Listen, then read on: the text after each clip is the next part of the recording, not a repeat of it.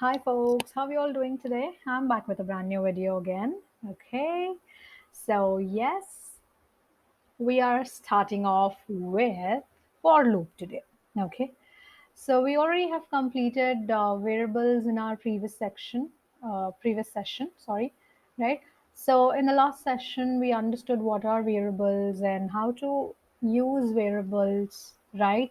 How can you declare them? How can you assign values to them? What type of variables can be created?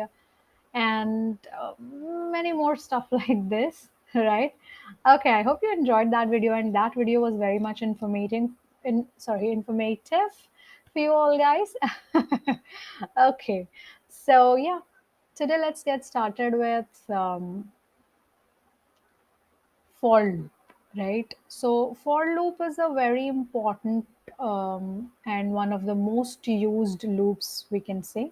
Okay, so why for loops are mostly used, and what is the need of a loop?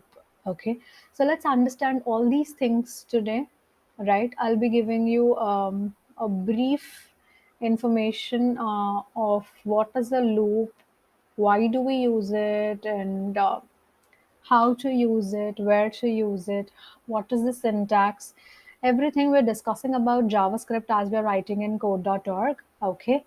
So, but don't worry, for loops work the same way in any language. Okay. Like in the last session, I've already mentioned this. Language doesn't matter, right? The concept remains same. Okay. So concept is always same, but let me tell you this, you can start this mark, uh, which is like syntaxes are different in each language. Okay, so syntax in Python is different, syntax in JavaScript is different. Okay, so JavaScript has a different syntax, and Python has a different syntax. Java has a different syntax. C++ have different syntaxes. Okay, so it's always not with the language you have to go with.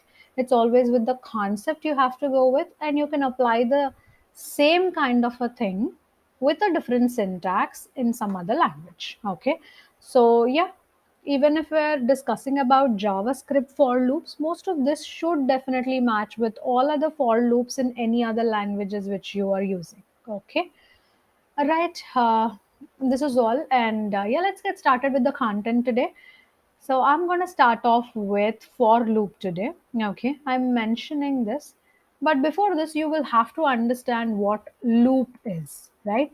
So loop is something which repeats itself again and again. Okay, which repeats itself again and again, right? So a loop is something which is repeating itself again and again continuously. Okay, then we should have something like a limit, right? Because it really can't unlimitedly, do something repeat forever kind of, correct? Yes, we do have infinite loops also. Okay, infinite loops are something like which repeats themselves forever. Okay, so but yeah, this again we can do a infinite loop using a for. We can do infinite loop using a while loop, okay, or a do while loop. That's not the matter. Okay, but the thing is, based on the requirement and the situation, you will have to use them. Okay, so infinite loops which repeats themselves forever, right? But yes, we're gonna discuss about both of them then, let's suppose. Okay, and in JavaScript we have three loops, which is for, while, and do while. Okay, so these are the three loops which are available in our JavaScript, and we are starting off with for loop today. Okay, so when to use a for loop? First thing, you understood what a loop is and what a for loop is. Let's understand about that now. Okay, for using a for loop, you should definitely have three things in place. Okay, so this is the basic criteria again. If you're talking about infinite loops, that differs. Okay, so don't worry about the infinite loop for now. Let's only see the basic and the generic scenario. okay, where a for loop is used, right? So while using for loop, you should have three things in place, right? So what are those three things? First one is initialization, initial value, okay? Initial value. Okay, wait. Before this initial value, you should have a variable in place first. Okay. Then it's not three things. I would say it should be four things then. Okay. If you're considering the variable also. But yeah, three things are like the three expressions in the for loop, right?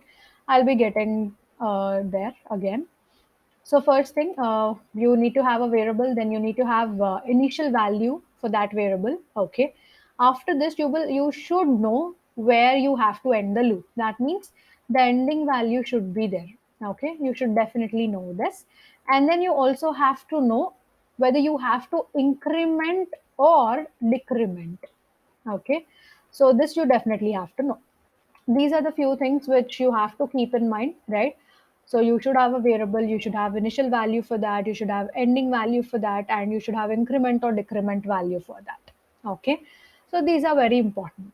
Now, what do I mean by variable, right? So variable in for loop is like a counter variable. Okay, is a counter variable, right? So what is a counter variable again? So it's like, it is the counter which is keeping track of the value which is running in your for loop. Okay.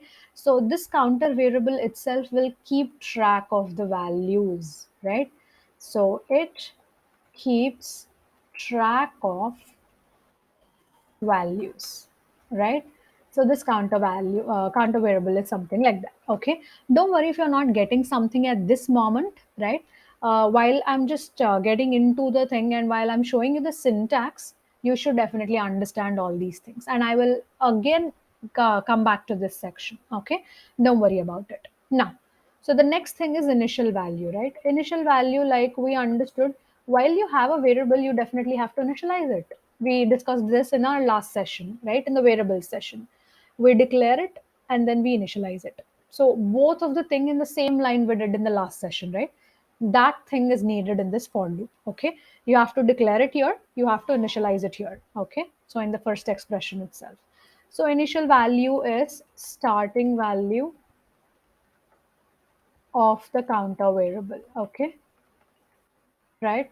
Sorry, counter variable. Okay, then next thing is ending value, right? So ending value is nothing but is the last value of the counter variable. Okay, so it just stops after this last value.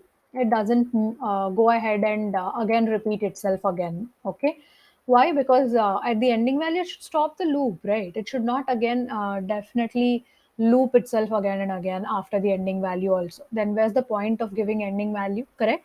So it will start at the starting value and it will end at the ending value, and that's it. Okay, so you can okay, next thing is increment, right? So let's discuss about increment or decrement again. Okay, so increment or decrement value can be the interval, right? Is the interval of the iteration. Okay, interval of the iteration, right? So what do I mean by this interval of the iteration? I'll get back to this soon. Okay, then okay, we need to have four things in place, like variable should be there, counter variable should be there, initial value should be there, ending value should be there, increment or decrement value should be there. This is all understood, right? But where to use the for loop? That's a big question here, correct? So when you know the starting value, ending value, and interval, okay, only then you can actually use the for loop. Okay, then you can use for loop. Okay, so what do I mean by this? That means you know how many times you can iterate. Okay, so if you know the number of iterations to be done prior, then you can use for loop. Okay, then you can use for loop, right? This is very important. Okay, this line is very, very important. If you already know prior writing the loop, if you already know how many number of iterations you have to do, iterations I mean to say, like the repetitions. Okay, so one repetition of a loop is one iteration, and number of iterations means number of repetitions happening, right? So if you already know how many number of iterations has to happen, correct, only then you can use a for loop, right? So these are all the basic and the generic rules I'm talking about, right? These doesn't apply for the infinite for loop. Okay, that infinite for loop is something really very much different, not very much different, but yeah, it doesn't really have all these things in place. Okay, so it can have something missing from these rules also. Okay, so that's a different scenario. We'll get to know about it in a little while now. Okay, so these are the generic things which I'm talking about, which at least a basic for loop should have, right? Now, now you know what you need to have. Now you know when to use a for loop. Let's understand the syntax of for loop. Okay, syntax of for loop will contain three expressions. Okay, three expressions should definitely be there for a normal, we can say, for a basic for loop, right? So let's write it. For var, we know how to declare a variable, right? So var, and then we'll have a counter variable. Let's suppose I am initializing this I to 0. Okay, so this I am talking about, right? Variable and the initial value. Okay, so I have a variable I which has initial value 0. Okay, this thing is called as initialization expression. Okay, this thing is called as initialization expression.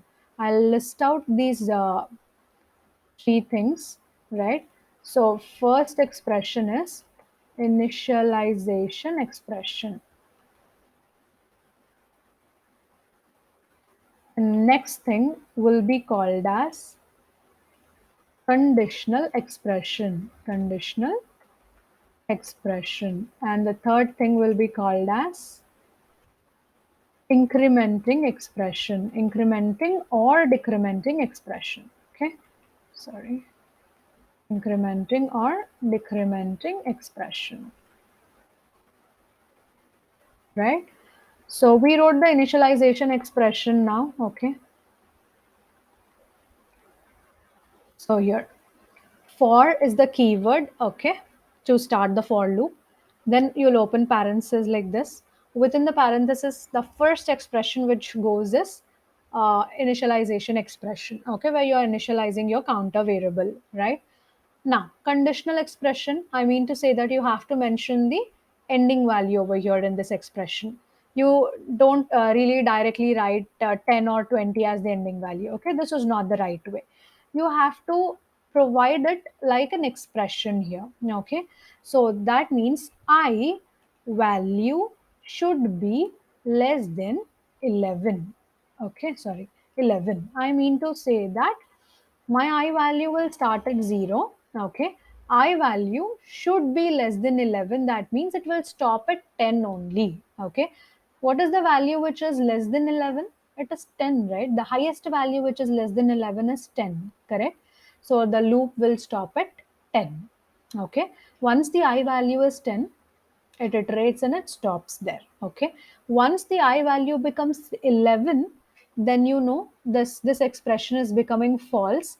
When this conditional expression becomes false, you can't really execute the for loop after this or beyond this point. Okay, and then I'm talking about incrementing or decrementing expression. This is based on the scenario. Okay, so if you use incrementing expression, we say it as a for loop. If you're using a decrementing expression, we can say it as a control loop. Okay, or you can call both of them as for loops also, no issues, right?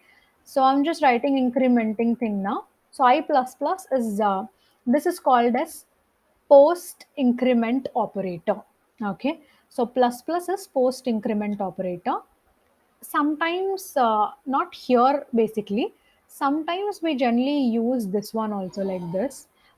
We say plus plus I. This is pre-increment operator. Okay, pre-increment operator. And I plus plus is post increment operator. Okay, post increment operator, right? Then next thing is minus minus I will be there. This is pre decrement operator, and next one will be I minus minus, right? So this should be post decrement operator, right?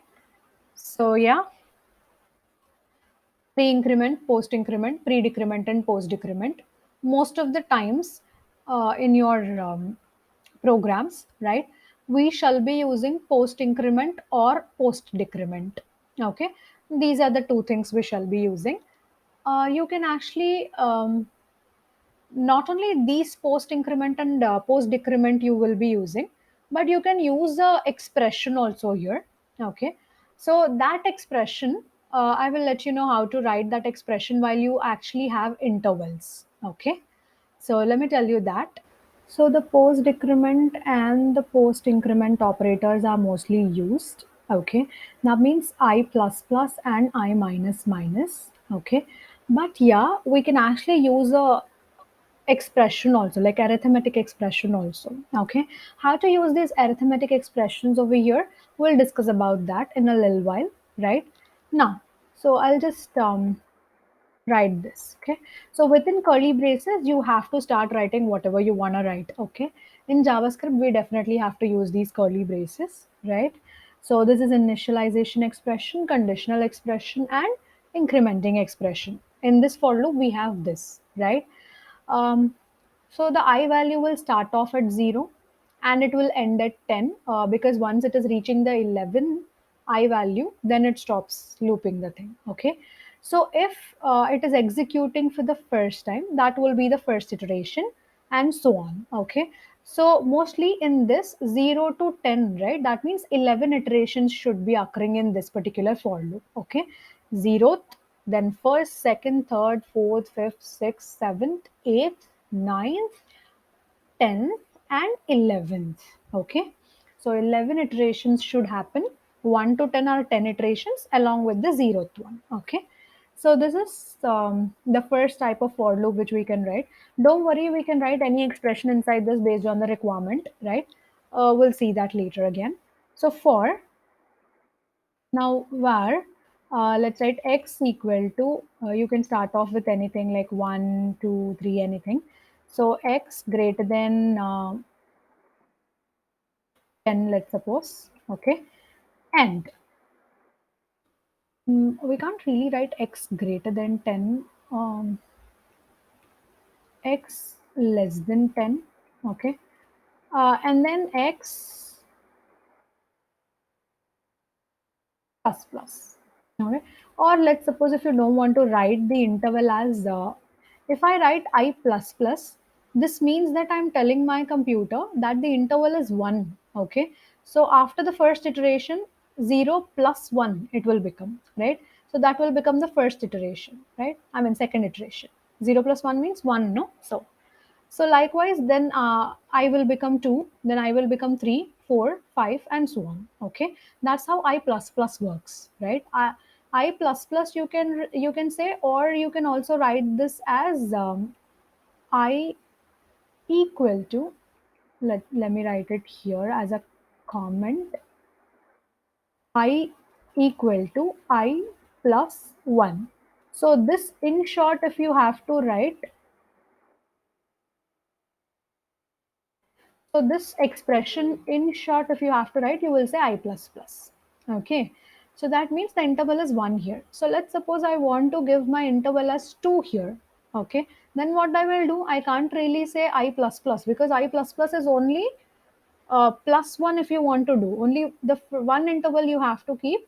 then you can use this. Okay, but for two things you will write I equal to I plus 2. Okay, so this is how you write the incrementing expression. Or you can also write this in shorter form. Let me just show you that shorter format also. For this also there's an alternative, which is I plus equal to 2. This is also fine. Okay, so this is the I plus plus if you have one interval. The alternative for this can be this, or I plus equal to 1. It can be this also. Okay, so this is how it is. This is the incrementing things, right? So let's write decrementing expressions also. When you are using incrementing expression, that means definitely the starting value will be smaller, ending value will be bigger.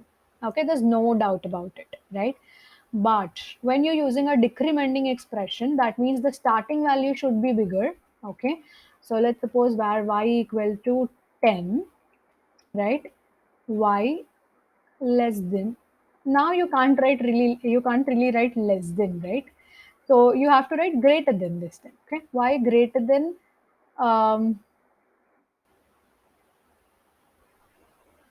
let's suppose I want to do it till 0. Then y greater than 0, we can't say y greater than 0. Greater than, yeah, greater than 0.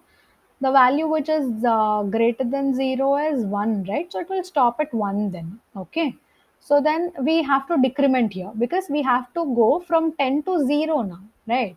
So if you have to go from 10 to 0, you can do something like this, y minus minus. This is acceptable if you have to give the one interval thing, right? Or you can write like this also, which is like y equal to, oh, sorry. So here you should not write I because you have the counter variable as x, no? So you have to write x only. Okay, that's the thing.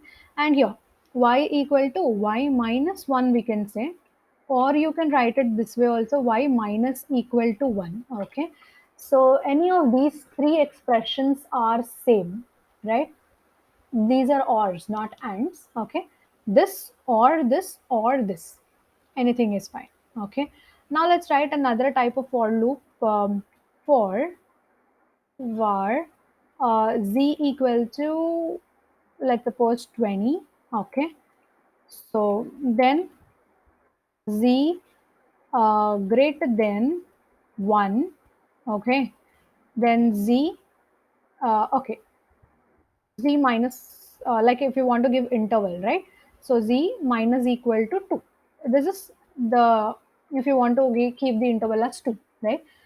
And this is again not only 2, you can say 3, 4, 5, 10, 20,000, anything based on the requirement, right? So these are the four ways of writing for loops. Basically, mostly we will be using the first kind of for loop itself because the need always comes something like this, right? When you are using the decrementing thing, this is very rare that we use decrementing thing until and unless you have the need, right? So yeah, this is how we can write the for loops. Okay, so you can see these three expressions are mandate for these kind of loops which I'm writing. Okay, so now we spoke about the incrementing operators, we spoke about how to write those expressions, right? And what else I am missing out on?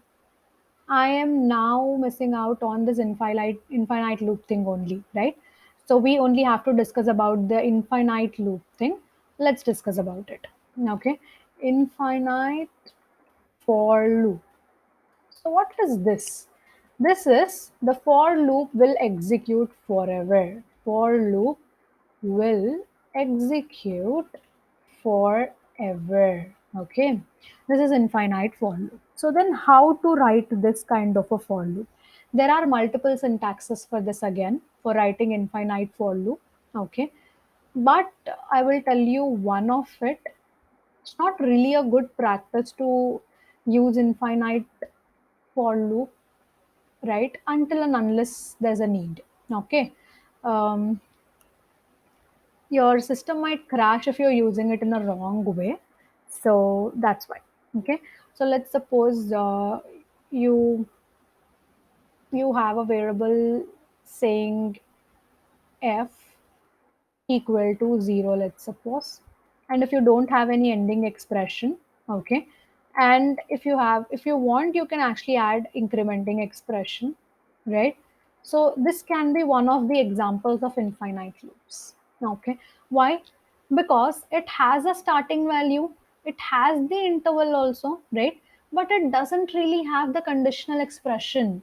If you do not have conditional expression, that simply means that you do not have the ending value. If there's no ending value, how will your loop stop? Correct. So when your loop is not able to stop, that becomes infinite for loop. Correct.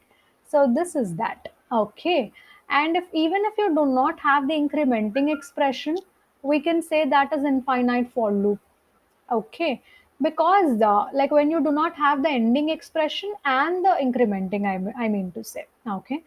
So this is how the infinite for loops are written. Okay. So yeah, this is about the for loop. We have these many types of or kinds of for loops which we can use, right? This is one of the examples of infinite, and it's not really compulsory that it only has to be this. There are multiple syntaxes for it. Okay. So we discussed about loop. We discussed about how many types of loops are there, right? And then we also discussed what exactly is needed for a for loop, right? And how to write this, what is the syntax of it, and how many expressions are there, where to apply the for loop, right? And when to apply the for loop, correct?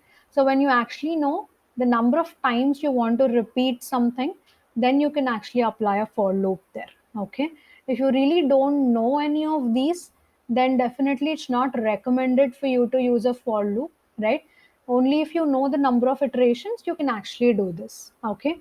So, and all these syntaxes which I was discussing about are for JavaScript, right? Based on the language, the syntax might change a little bit, okay? But yeah, in the very well known languages, you should have the same type of. But Python has a different for loop syntax.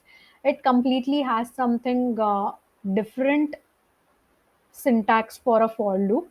But yes, the concept of a for loop remains the same in any language, like I told you. Okay. So yeah, thank you. So this was all about it, right? Thank you so much for your all support. I've reached a mark of 1,000 views and 130 watch hours. Thank you so much for giving me that support, and I want this to be continuing forever. Right? And yeah, I'll be meeting you back in my next video where we will be discussing about while loop, which is a conditional loop. Okay. For loop is just a iterative loop, right? While loop is something different and it has a very different syntax, and applications of it are completely different, right? So we'll learn about it in our next session. Okay. Until then, you know what you have to do, right? So you have to like, comment, share, and subscribe to my channel, Folks Hub. If you've not been watching my video series before, right, please do go back to my channel, Folks Hub. Open the playlist. You have multiple playlists, okay, based on your need and requirement. Open the thing like Applab or games or programming concepts. Start watching them, okay. And yes, if you have any questions, you know what to do, right? You have to comment in the comment section below and do let me know about that. Okay. Thank you so much for watching and have a great day, all. Bye bye.